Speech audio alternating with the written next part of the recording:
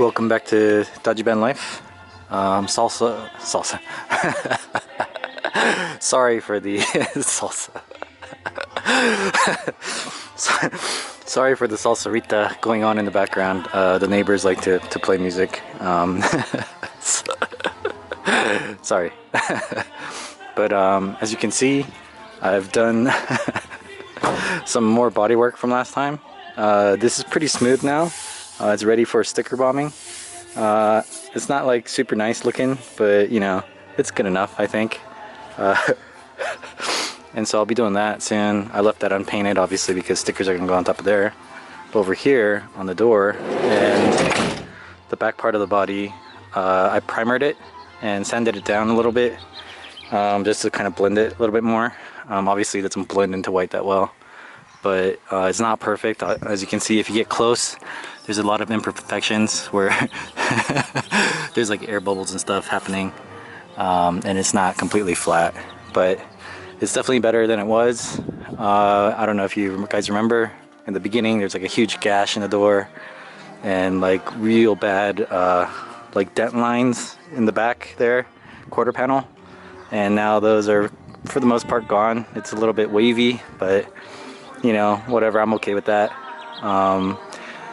And it is sort of prepped for like a paint job, I guess. I should really be stripping these doors down all the way and stuff, but you know, whatever, it's not that big of a deal. So I think I'm just gonna leave it like that, or I might look at painting it one day, or maybe a vinyl wrap or something. But you know what, like this van is really not worth it. I think, you know, at some point enough is enough. Like I'm not raising the value of it any. I'm just actually throwing money into it at this point now. So, you know, but there's a couple more things I need to do. Is just paint this antenna black. Maybe put some stickers up there on the fairing, roof fairing thing. But today, what I'm going to be doing is getting rid of the third brake light. So, according to the owner's manual, or not owner's manual, but the repair manual, I guess what you can do is you can cut, this is held in by polyurethane, and you can cut the polyurethane so that it just sort of pops out. So you can end up saving the plastic part of this, but I was thinking about it, and I don't see why I would save that for anything. There's no reason to have that, because I'm just gonna put a piece of metal in here and just weld it, you know, on here so it becomes part of the body. And I'll never have a use for this, so I think I'm just gonna take a pry bar and just pry it off and break it. Don't really care. I'm gonna have to figure out where to route the line for the backup camera here in my rear view mirror that doubles as. But you know, I'll figure that out. I'll probably just drill a hole right there where it enters anyway, since it's already there. And then so when I cover the metal right here, the hole, I'll just drill a hole so that this wire can pass through. I thought about maybe running it against the wing or something and then coming in through here, but that's just more drilling and stuff I'll have to do. This is already sort of existing. It's been that way for a while, so I might as well just kind of keep with it. I don't really care that the wire's tucked or not and looking super clean. The other thing I did do was I installed the Excel kit, the tune-up kit, wires and plugs and everything. I found that it was a lot easier to go. I'm gonna open the hood here so I can show you guys sort of, if you can see.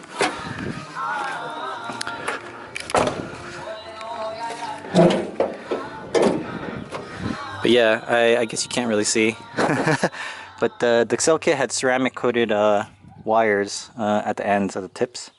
So the connectors are ceramic coated, so I don't know if you can see down there, but there's a white, there's like white cylinders basically. But yeah, it's here, let me,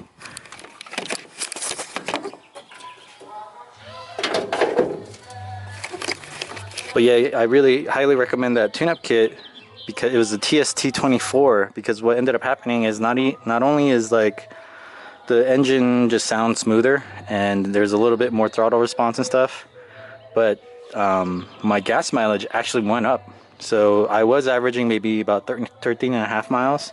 Wow, let me say that again. I was averaging about maybe 13.5 gallons per mile, Not per mile, what am I saying? 13.5 miles per gallon, yeah. Sorry, I'm a little bit out of it. But now I'm actually averaging 14.5 miles per gallon. So that's an increase of 1 mile per gallon. That's actually pretty significant, I would say. Like almost a 10% increase in gas mileage just from the tune-up kit. So I would definitely recommend picking that up if you guys have a Dodge van. Other things I've done is I finished wiring up my alarm, even though I don't think I did it right because the manual or the directions that came with the alarm, so there's no more wires down here. I hid them all down here, so that's the alarm unit. It's a Viper unit. But the only part of the alarm that works is the motion detection, and so if someone like someone slams the door or something, that'll go off in case of break-in. It's like a shock sensor basically. The other stuff on it, I tried to hook into the dome light supervision, but I think the wire coloring was wrong. What the manual said and the wiring diagram for this van, it said tap into the yellow on the light switch, and I did that and it didn't work. It did also say that it needed a relay, so maybe that's why. So that doesn't work. And if you can see, if you're wondering what this is hooked into the light bar in the front. So I'll go ahead and turn this on. Obviously, I wired it into the fuse panel with the fuse tap, and this only actually comes on when the ignition's on. So I could have done it so it's on all the time, or when the ignition's off, I could still turn it on. There was a fuse here that worked with that, but I thought it was better in case I forgot to turn it off, that if I just turned off the engine, that this light would also go off at the same time. But let me see if I can turn that on so that you guys can see it.